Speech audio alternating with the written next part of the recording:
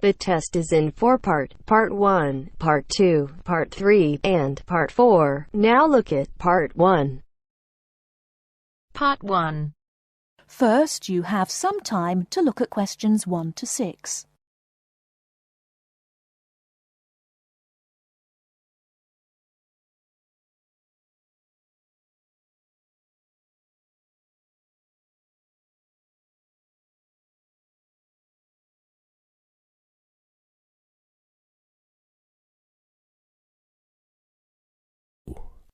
So, what was it like in your school then, Lynn? Well, South African schools are very different from schools in Australia. For a start, children don't start their schooling until they are 7, quite a bit later than schools in Australia. What about New Zealand, Gail? We're more like Australia. I can't believe children don't go to school until they are 7.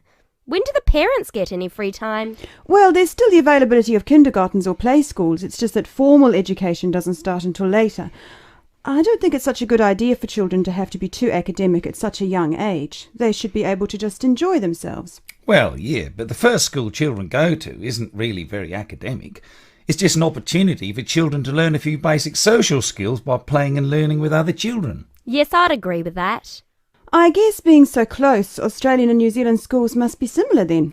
Well, I suppose they do share a lot of similarities, but there are also some differences. For example, children in New Zealand go through intermediate school, but in Australia there's only high school. That's right, isn't it, Pat? Yeah, I think so. What about South Africa, Lynn? Do you have an intermediate or high school? Oh, high school.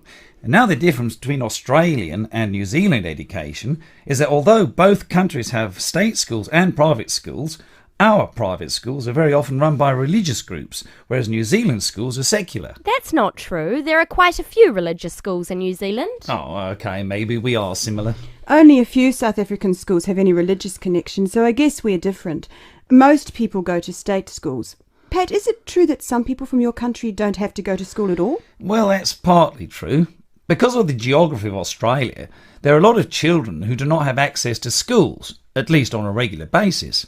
Instead, they have a form of correspondence education, where the lessons are actually on the radio and the students send their work in by post. That way they get a lot of what they would if they were in the classroom, apart from the interaction. In New Zealand, not all students have to go to school either. Some parents have opted for homeschooling. Oh, is that like correspondence teaching? We don't really have that. Well, we do have correspondence schools, but homeschooling is different. With homeschooling, the parents teach the children and set them homework. They have to present a syllabus to their local education authority before they can do that, but it is becoming a more popular choice for some parents. I suppose it also suits parents' own commitments. I mean, they don't have to worry about collecting their children from school, and they can always teach over the weekend or in the evening if they want to. Is the school day normally quite long then? Not in New Zealand, but I think it can be in Australia. Yeah, that's right. I think Australia is unusual in that there are extracurricular activities which you have to go to. Before you hear the rest of the conversation, you have some time to look at questions 7 to 10.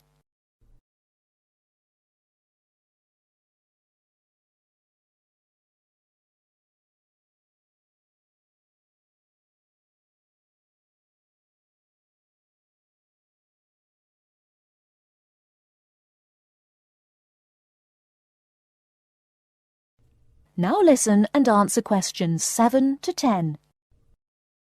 These are normally sport activities, but there are a few other options. We have activities after school for any student that is interested, but they aren't compulsory. What about in New Zealand, Gail? I had to do some sport every week. I didn't really like it, but it was part of the school day, so I guess that's not so bad.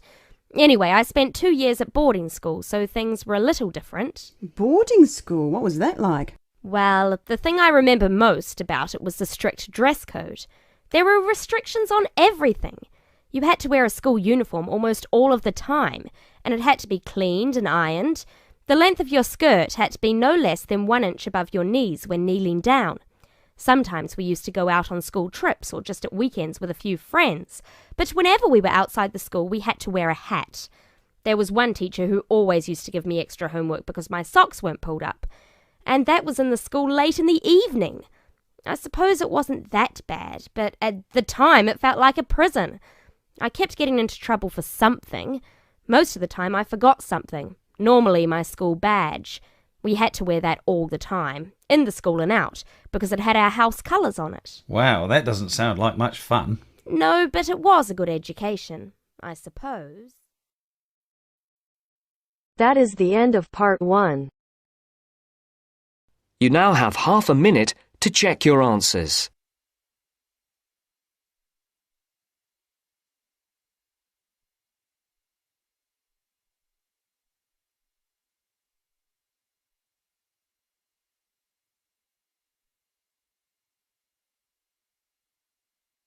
Now turns to part 2.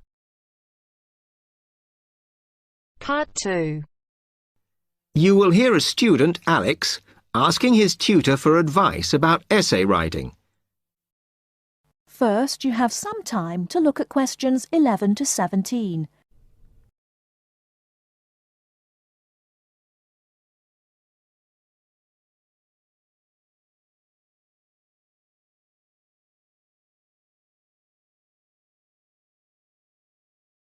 Now, listen carefully and answer questions 11 to 17.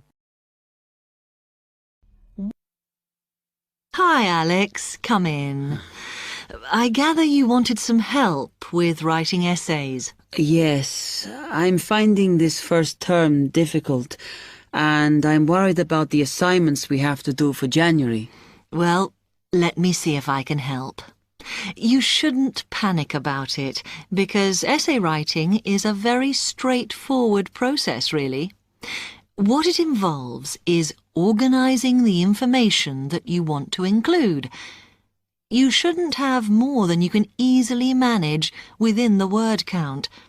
Make sure you haven't got too much or anything irrelevant. You need to look at that and work out what you need and what you don't need before you start. And then you just have to think about how you're going to put forward your argument. Oh, that sounds very straightforward when you put it like that. But I'm worried I haven't got the necessary skills for writing an effective essay because English is my second language. Well, perhaps you misunderstand the skills you need. You need to be able to analyse your data, and then I would say the skills of interpretation and expressing yourself are important. Perhaps it's this last one that bothers you, but the more essays you write, the more you will develop these skills. Yes, and I don't quite know how to improve at that. Though, as you say, I know practice will help. And I need to make sure I've got everything ready before I start. Yes. What is vital to good essay writing is preparation. So make sure you build in enough time to do the research you need. Are there any other sources I can use to help me with essays? Yes. You should go to the library and look through the reference section, because there are books that focus on the style we use in academic writing, and those will help you a lot. The other thing that you should think about is what happens when you've actually written your essay. Too many students just complete their work and hand it in, whereas what you should be doing is making sure that you edit it as thoroughly as possible. Oh, yes, that's a good idea. Then I'd pick up any mistakes and also see if it reads logically. Exactly. The other thing is, again, what a lot of students do is get their essays back, look at the marks, then just file it away. They don't realise that if they checked it through and looked at what the tutor had written, then they can learn from their old essays. Yeah, I can see that's a good idea. So, is that okay? You can always come back to me. Before you hear the rest of the talk, you have some time to look at questions 18 to 20.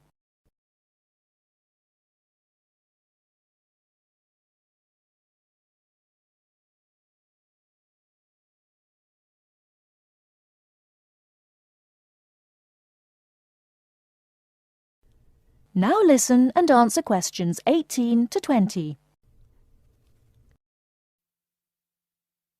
Actually, there were a couple of other things I wanted to ask you about essay writing. I had a few thoughts of my own about what I should do, such as really taking good notes when I'm reading, because that helps, doesn't it?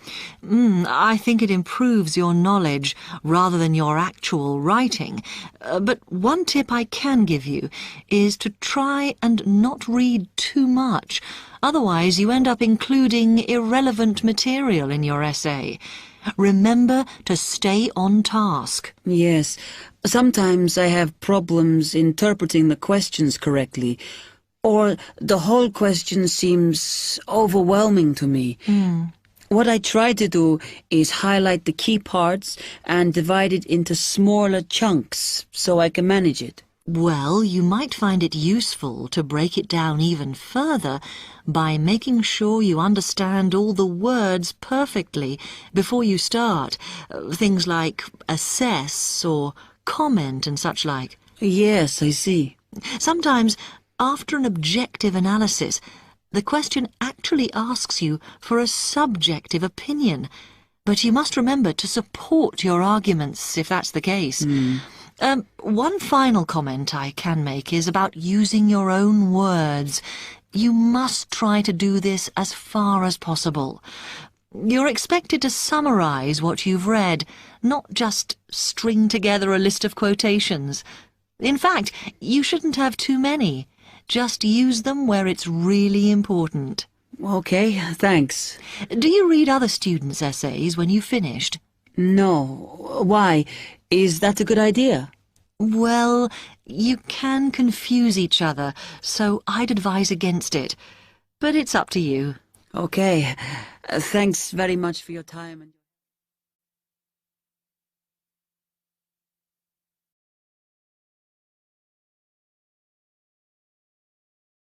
That is the end of part 2.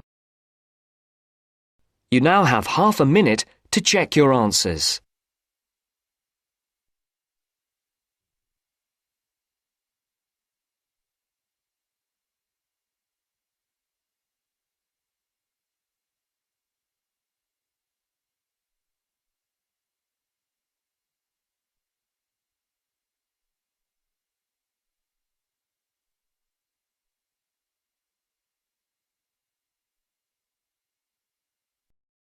Now turns to part 3. Part 3. You are going to hear some announcements made to a group of people who are planning a trip to Greece. First, you have some time to look at questions 21 to 25.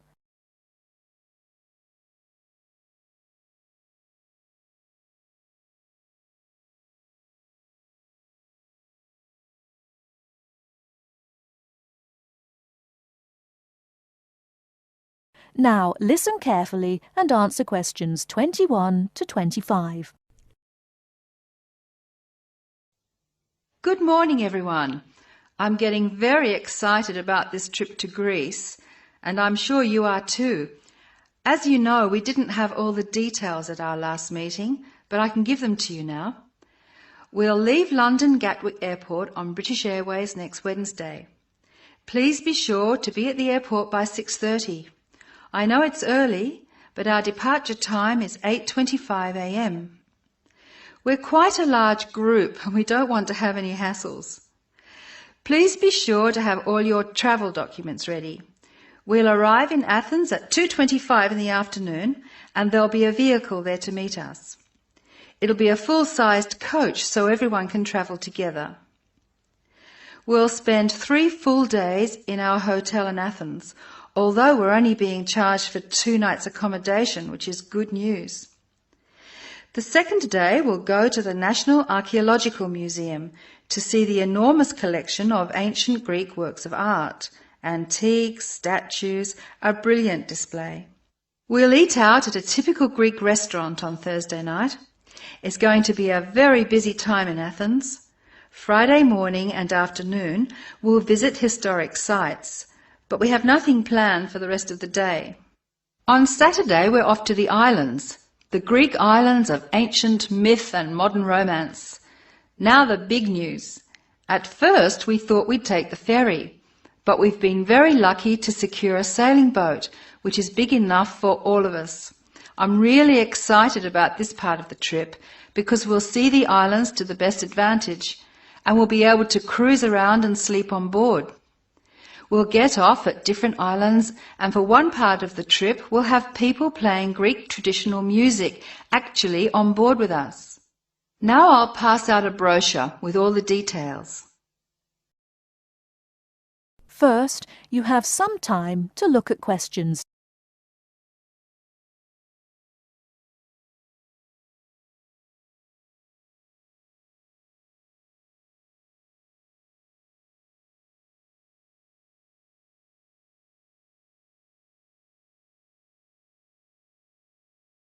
Now, listen carefully and answer questions. A lot of work has gone into organising this tour, and I'd like to thank in particular the travel agent who got us a really good deal, and the people at the British Museum who offered us such good advice. Trips like this only happen because of the hard work of really expert people. As you know, we have planned a gathering for when we return. I have a list of things which the committee would like you to bring to the party. They are your pictures and something to eat for everyone to share. You are almost bound to have people ask what we have in common and why we're travelling as a group. I suppose the answer is that we're interested in learning about old societies and vanished cultures, and we all enjoy travelling. Of course we enjoy fine food too, but that's not as important. Oh, I nearly forgot the last piece of information. You'll see there are labels which I have passed around for you to put on all your luggage. Could you fill them in, please?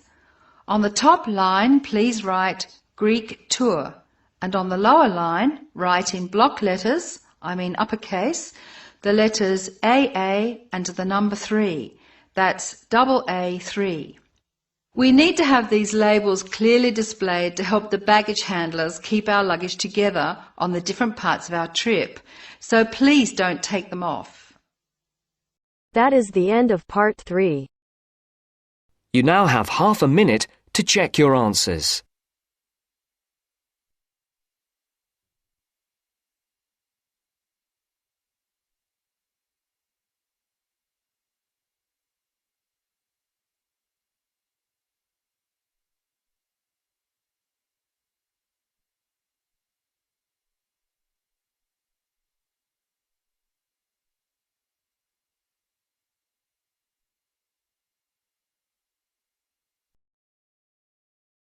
Now turns to part 4. Part 4. You'll hear a programme on the city of Brisbane. First, you have some time to look at questions 31 to 40.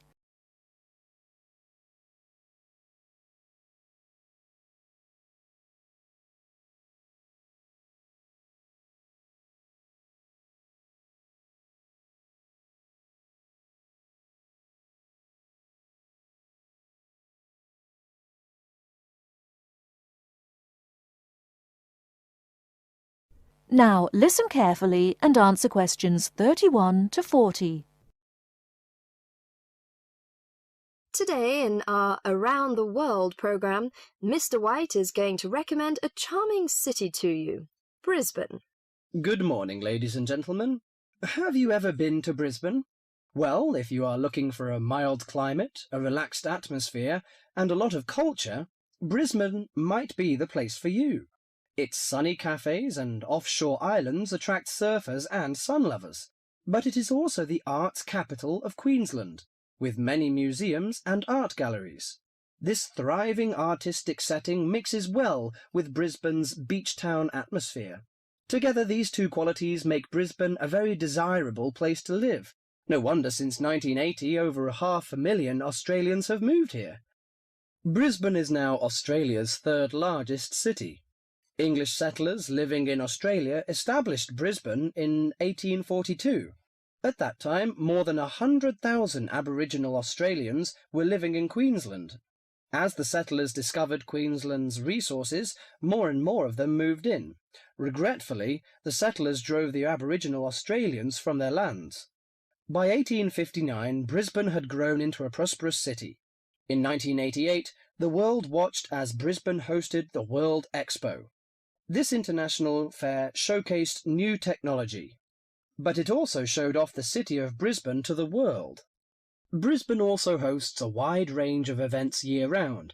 In April, everyone can enjoy a few laughs at the Comedy Festival, and movie lovers will enjoy a film festival that takes place every August. For 2 weeks in September, there is an outdoor festival of the arts. In October, a music festival draws a large crowd. And in January, you can see Brisbane's most bizarre event. You may be surprised to hear that. The annual cockroach races. That's right, people really do train and race cockroaches. Brisbane's nice climate and compact design makes it easy to explore on foot. Follow the golden arrows in a footpath around the city centre. This will lead you on a tour of Brisbane's historical district. From the city centre, take a boat across the Brisbane River to South Bank. This area is popular for its bike paths, beach and weekend market. Hundreds of artists display their wares at this market. It's a great place to pick up some interesting handicrafts. Well, I think what you must be interested in is the unique native animals. Yes, you shouldn't visit Australia without seeing its trademark animals, the koala and kangaroo. The Lone Pine Koala Sanctuary has both. It is located just outside the city centre in beautiful parkland. You can hold one of the park's 130 koalas or feed the kangaroos. Another quiet refuge from the city is Mount Coot-tha, about 8 kilometres from Brisbane. On a clear day, it offers spectacular views of the city. It also has hiking trails and beautiful gardens. Along the Brisbane River, a sunset cruise is also very relaxing. The areas around Brisbane are impressive. A coastal drive south of Brisbane will take you along the Gold Coast. This famous coastline boasts some of Australia's best beaches. Stradbroke Island is another easy day trip from Brisbane. A cliff on the island called Point Lookout offers a great view. From there you can see dolphins swimming below. Brisbane Forest Park, to the north of Brisbane, is a great place for hiking and camping. These great getaways, along with Brisbane's own laid-back charm, make this city an ideal place to visit. That is the end of part 4. You now have half a minute to check your answers.